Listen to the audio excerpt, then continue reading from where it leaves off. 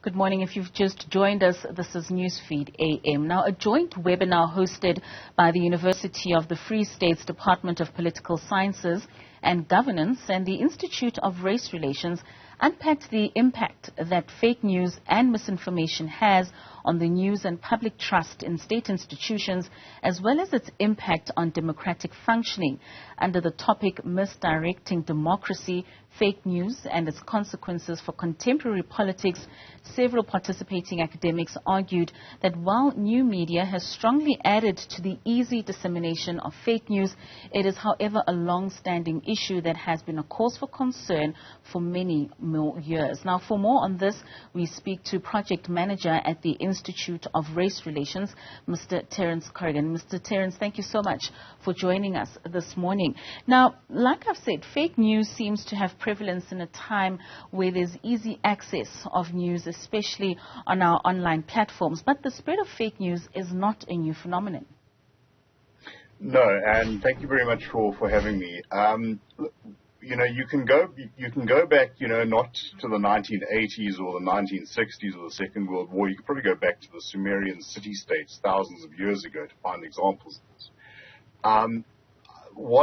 But I think it's important to sort of disaggregate what fake news is. Now, this is an issue that's problematic in itself because there's no real set definition. But I would say that this is where information is no longer being spun. It's not you're taking a sort of grain of truth about about a problem with crime or whatever, or with political processes or corruption, but you are disseminating things which are effectively wholly false and presenting them as if they are true.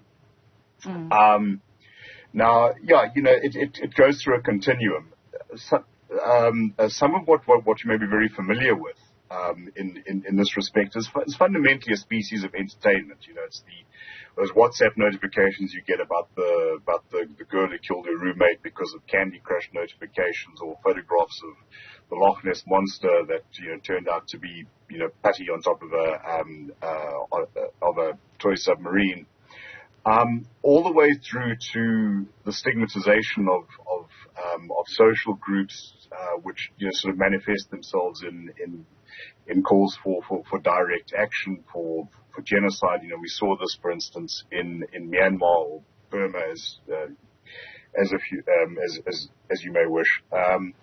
We've also seen it coming into democratic processes, questioning outcomes of elections. We saw quite a bit of this in the United States. And I think that it's important, and why we theme this about democracy is because democratic societies, open societies where there is a right to the free flow of information, are particularly vulnerable to this. Someone, I forget who, but said back in the 1960s that abuses of democracy and human rights in democracies, probably take place at about 10% of the rate they do in authoritarian societies, but we probably find out about them at a rate of about 10 times more than in those authoritarian societies, because that information is freely available. And there are certain authoritarian countries that, as a matter of geopolitics, are actively encouraging this. Now, do you find that audiences have sufficient tools to differentiate between fake news and what is real?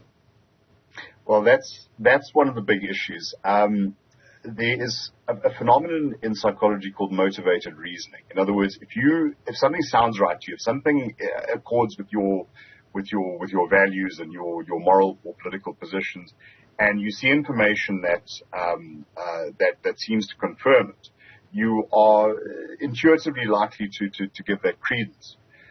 So once again, this is not new. What is new is the collapse of a lot of the filters that used to exist. In the 1990s, and this is within our memories.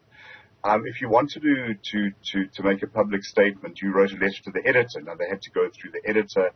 Hopefully, this guy's a media professional and can see, okay, well, this is wrong and this is a lie, and this is an opinion which I may disagree with, but nevertheless, it's legitimate. to now where anyone with a smartphone or a laptop can become a source of news. And in my own observation, and this is sort of a personal evaluation. If I look for information about politics in the United States, and I look at CNN and I look at Fox News, you can talk about the same issue, but it's almost like there are two competing realities being pushed. So I think it's a tough one. Not all of us have the time or the resources or the inclination to sit and try and pull apart what is spin, what is fake, and what is genuine. But how much contribution has fake news given to the decay of our democracy and also just the moral decay of our communities in terms of what we consume? That's a difficult one. As one of our panelists said, that there is you can show correlation, but it's very difficult to show causation. So within this milieu of factors, it's tough to say, well, this is the percentage contribution made by a toxic or a fake news environment. What I would say is that it has contributed to the distrust of a lot of institutions, not just state institutions, but there is some polling that shows that in some developed countries, one of the least trusted of social institutions is the media itself. I think that,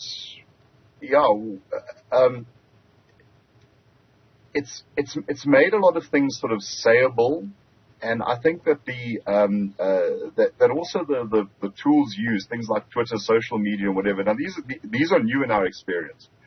They have encouraged a type of politics which is not about reasoning and it's not about argumentation. It's about dissing and burning and those other phrases. It's about the snappy put down, not the reasoned argument.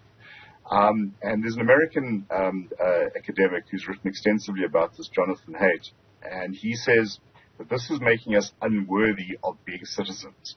So you and I may disagree profoundly on something, but if we can sort of we can agree on the facts, then we can argue opinions.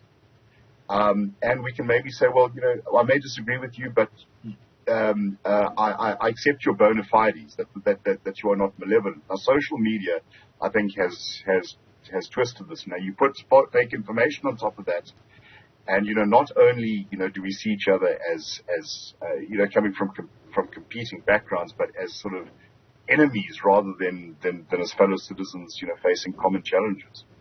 So does this mean we're just in way too deep? Are there no regulations that could be put in place or other measures that can help people in terms of not only just consuming fake news, but also spreading this type of thing?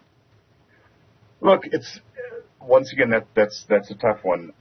Some media platforms are trying to encourage fact checking. One of the other participants in the webinar belongs to an organization that encourages people to report suspect information. This is then checked. You do get into the question then of who watches the watchers. Are all credible sources automatically credible? There is a tendency, I think, to give credence to people whom we like. A point I made is that you can't say, well, when Donald Trump tells a lie, that's fake news. When Cyril Ramaphosa tells a lie, it's, well, you must understand nuance. We need some sort of standard. Media literacy is part of it. But once again, not everybody has the time and inclination. I'm personally very skeptical about trying to legislate against this, because I think that opens up some possibilities for abuse. Look, I think that if we come back to the concept of what it means to be a citizen, to be politically engaged, to be involved in the public life of your society, then that comes with a lot of responsibilities. One of them is to make sure that the information in which you are acting is a solid and reliable one. And that means often questioning things that we may ourselves hold very deeply. All right, we have come to the end of that conversation. Thank you so much for your time, Mr. Terence Corrigan. That's Terence Corrigan from the Institute of Race Relations. He's the project manager there, giving us his account of fake news and what impact it has on our democracy.